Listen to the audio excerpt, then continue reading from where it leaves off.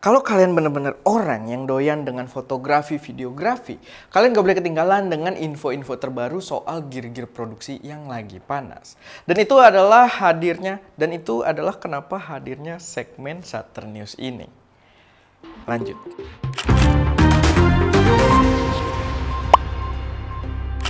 So, pada Shutter News kali ini, di episode ini, kita akan membahas beberapa kabar mulai dari yang confirm sampai yang masih rumor. Tapi nggak rumor sembarangan karena infonya cukup menarik, gokil, dan beberapa evidence-nya sudah muncul.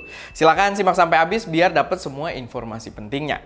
Pertama ada dari brand lensa manual. Kalau di minggu lalu kita membahas brand Seven Artisans yang katanya mau meluncurkan lensa autofocus buat Fujifilm, tapi belum ada info lebih lanjutnya, tiba-tiba malah TT Artisan duluan yang ngeluarin video teaser dari lensa autofocus full frame mereka yang memiliki opsi mounting Fuji X-mount juga.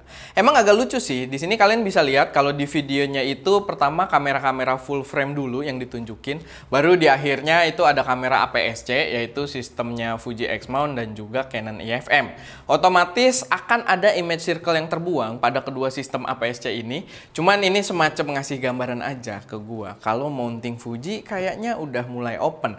Dan melihat banyaknya brand yang mulai umumin lensa Fuji, gua harap brand besar, third party yang besar seperti Sigma pun akan segera masuk.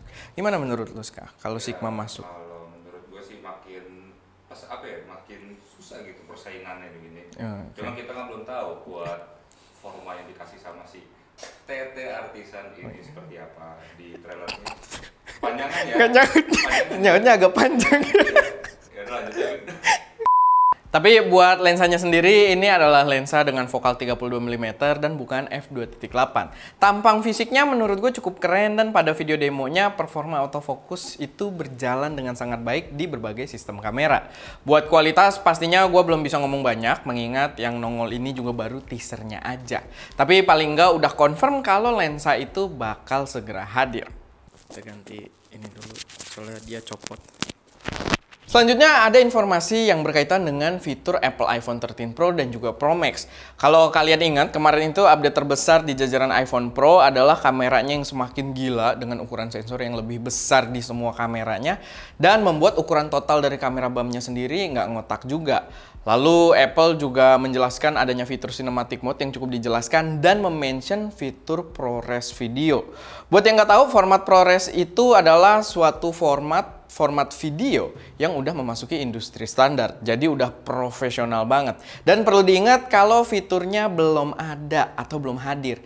Mungkin masih dalam tahap pematangan, cuman yang penting Apple sudah menjanjikannya kalau fitur tersebut akan hadir. Nah, muncul sebuah report yang gua dapat dari website DP Review yang mereka dapat berdasarkan tweet dari Raymond Wong yang kayaknya seorang jurnalis di bagian teknologi juga gitu kan. Dia bilang kalau 1 menit video yang diambil menggunakan format ProRes di iPhone 13 Pro atau Pro Max itu akan menciptakan file sebesar 6 GB. Kalau di A51 1 menit video ukurannya berapa? Paling 20 mega. Yakin? Bisa dipertanggungjawabkan? Ya nggak tahu sih. Ya itu. Pokoknya A51 yang dibeli seminggu kemudian nongol A52 ya. Tapi nggak tahu juga sih, gue belum punya iPhone 13 Pro dan kalaupun punya fitur ProRes-nya juga belum hadir. Jadi ya kita lihat nanti. Gue mau kepleset banget lagi ya. Lanjut lagi, sekarang kita masuk ke informasi rumor yang sangat menarik yang berkaitan dengan brand DJI. Kalian pasti udah tahu lah kalau DJI terkenal atas produk drone untuk para videographer. Tapi mungkin nggak sebanyak itu yang tahu kalau mereka juga bikin action kamera dengan nama DJI Osmo Action. Nah, rumor yang sedang berkeliaran di internet saat ini mengatakan kalau DJI punya produk baru yang akan diluncurkan dalam waktu dekat. Dan kedua produk itu, jadi produknya ada 2 dan kedua produk itu adalah drone dan juga action kamera. Walaupun sebenarnya sih rumor ini datang utamanya dari satu akun Twitter aja bernama Jasper Ellens. Tapi informasi yang diberikan terlihat cukup meyakinkan dengan banyak bukti-bukti pendukung. Pertama mungkin kita bahas drone-nya dulu. Jadi rumornya itu DJI akan meluncurkan sebuah drone dengan nama DJI Mavic 3. Dengan salah satu fitur highlight yang juga menarik gue pribadi adalah drone ini akan datang dengan dual camera system. Salah satunya adalah kamera telefoto dengan sensor setengah inch beresolusi 12 megapiksel dan kamera utamanya dengan lensa ultrawide. Sorry, bukan ultrawide. Dengan lensa wide angle, lensa normalnya itu dibekali dengan sensor micro four third. Gua nggak begitu hafal jajaran drone DJI, tapi kayaknya ini seri Mavic pertama yang menggunakan sensor micro four third. Dan kalau rumor ini benar, itu pastinya membuat gue sangat excited karena begitu banyak benefit yang didapat dengan sensor yang lebih besar. Dan sensor MFT sendiri udah cukup common digunakan pada professional video production. So, gue sangat excited buat lihat footage hasil dari drone ini. Apakah akan seproper kamera biasa? Karena kita ada kamera dulu produksi pakai micro four third juga. Yes. Kayak apa? Lumix. Lumix apa? Lumix G85. Nah, ya betul. Ya itu. Jadi, gue sangat expecting hasil yang luar biasa. Nah, kalau kalian udah cukup tergoda dengan informasi tadi, infonya drone ini akan dijual dengan harga 1.600 US dollar. Tapi ini masih rumor aja ya, jadi jangan terlalu yakin dulu, walaupun emang dari gambar-gambarnya menurut gue udah sangat convincing atau sangat meyakinkan. Gue nggak tahu convincing sebenarnya meyakinkan atau bukan ya. Nggak tahu ya. Oke, itulah. Nah, selanjutnya rumor yang nggak kalah seru pastinya dan masih berkaitan juga dengan DJI adalah rumor tentang DJI Action 2. Masih berasal dari akun Twitter yang sama, Jasper Allens. Informasi soal DJI Action 2 ini juga terlihat sangat convincing. Bentuk fisik dari produknya sendiri itu ada fotonya dan memang action kamera dari DJI ini menganut konsep yang cukup unik dengan desain yang sangat simple.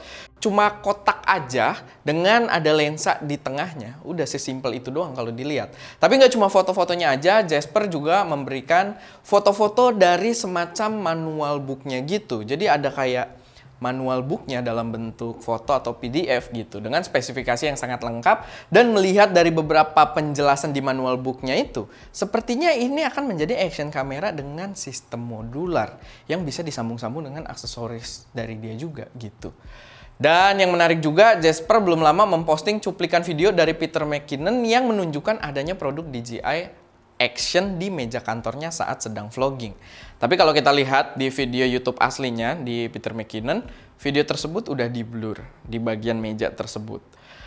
Ya, nggak pasti sih. Bisa juga editan karena bentuknya pun foto yang diposting oleh Jasper, jadi nggak susah buat dimanipulasi, tapi memang sangat menarik.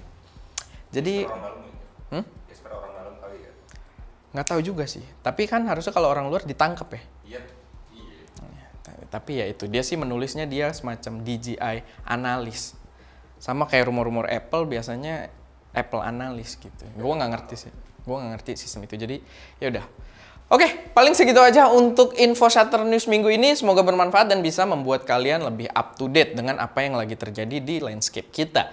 Jangan lupa buat tonton video-video ST lainnya juga biar mensupport kami terus menghadirkan konten-konten yang lebih menarik lagi. Dan kalau kalian udah kepo sama iPad mini yang di tangan gue ini, unboxingnya akan ada di channel Nyanteh. Gue nggak tahu akan tayang atau enggak sama video ini, tapi kalau udah ada, cardnya gue taruh di sana. Gitu. Oke, paling segitu aja videonya. Gue Erwin, di sini ada Skopitro, di belakang kamera ada Aldira, dan seperti biasa jangan lupa untuk berkarya.